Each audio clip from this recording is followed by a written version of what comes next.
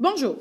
Aujourd'hui, le but de cette capsule est de faire le passage des fractions vers les nombres décimaux et des nombres décimaux vers les fractions. Nous allons tout d'abord commencer avec le passage des fractions vers les nombres décimaux. Pour ce faire, il faut faire la division. Je vous propose donc 3 exemples. Le premier exemple, 9 quarts.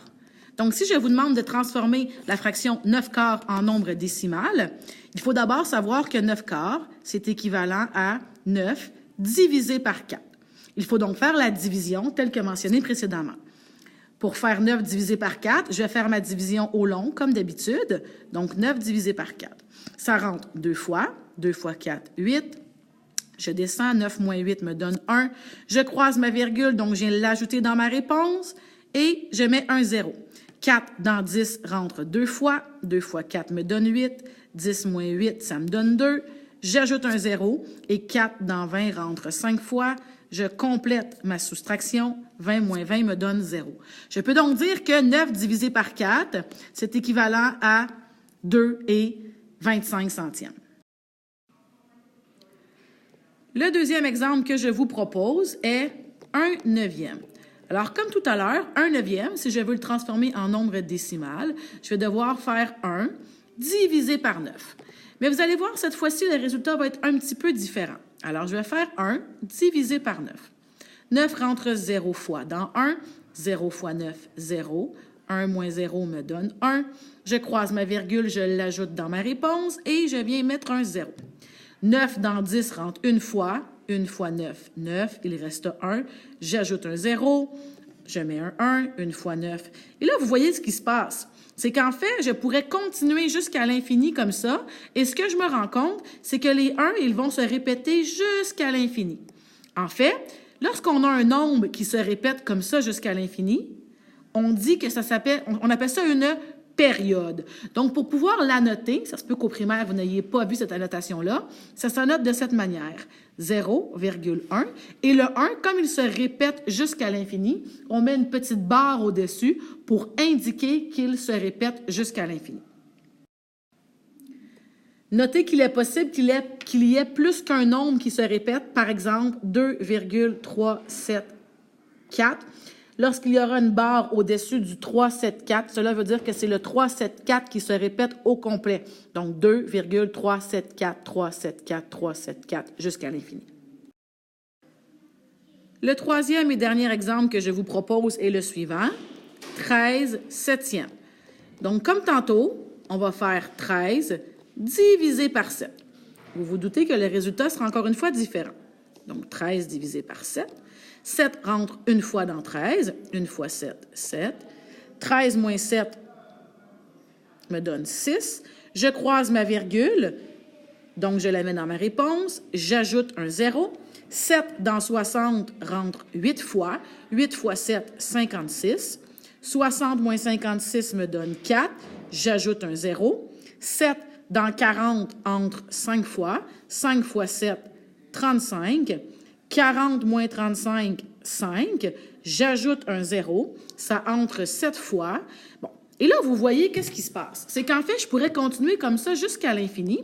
Et contrairement à l'exemple précédent, où j'avais vraiment une période qui se répétait, là, je me rends compte que à l'infini, il va y avoir toujours des nombres différents qui vont apparaître. Donc, je ne peux pas vraiment avoir une réponse 100% précise.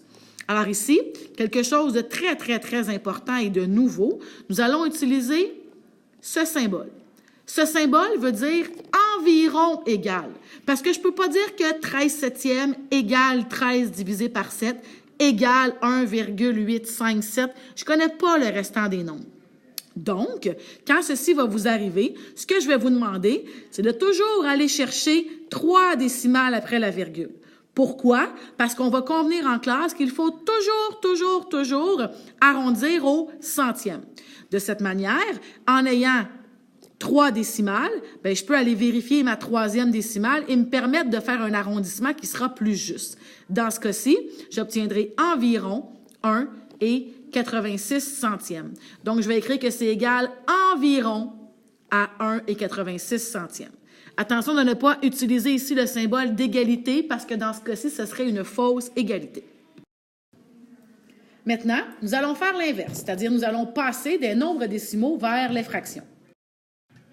Pour ce faire, la technique est simple. Il faut d'abord faire la lecture du nombre décimal et ensuite réduire la fraction. Je vous propose 2 exemples. Le premier exemple, 56 centièmes. Bien, en fait, en le lisant, vous voyez ce qui s'est passé. C'est que la lecture de ce nombre-là, au quotidien, on va dire 0,56. Rappelez-vous, en classe, je vous ai dit que la lecture des nombres serait très importante pour le passage des nombres décimaux vers les fractions, parce qu'en fait, lorsque je le lis, je dis 56 centièmes. Bien, 56 centièmes, c'est 56 sur 100. C'est la même lecture, mais dans une écriture différente. Donc, 56 centièmes. Maintenant, il faut aussi penser à réduire nos fractions. Alors, dans ce cas-ci, je pourrais diviser 56 et 100 par 4 et j'obtiendrai 14/25e.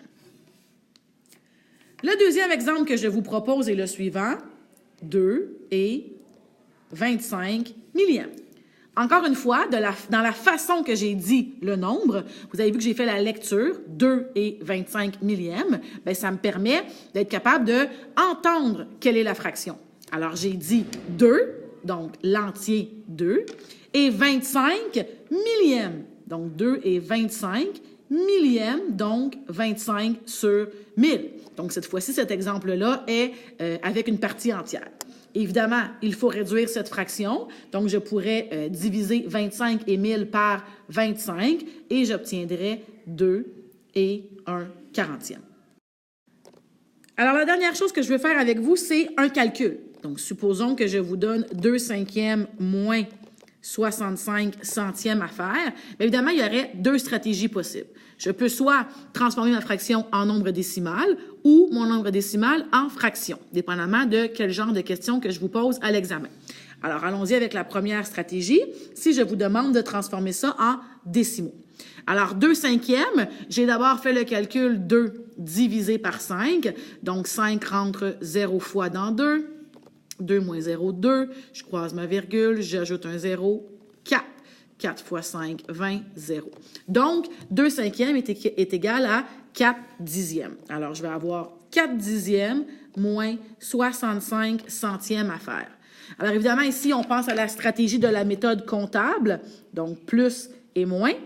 4 dixièmes étant positif, je le mets dans la colonne plus. 65 centièmes étant négatif, je le mets dans la colonne négative.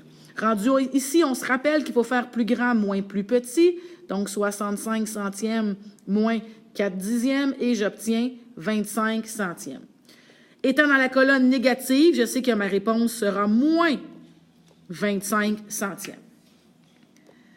Deuxième stratégie, si jamais je vous demandais de me donner la réponse sous forme de fraction, alors le 2/5 est déjà sous forme de fraction.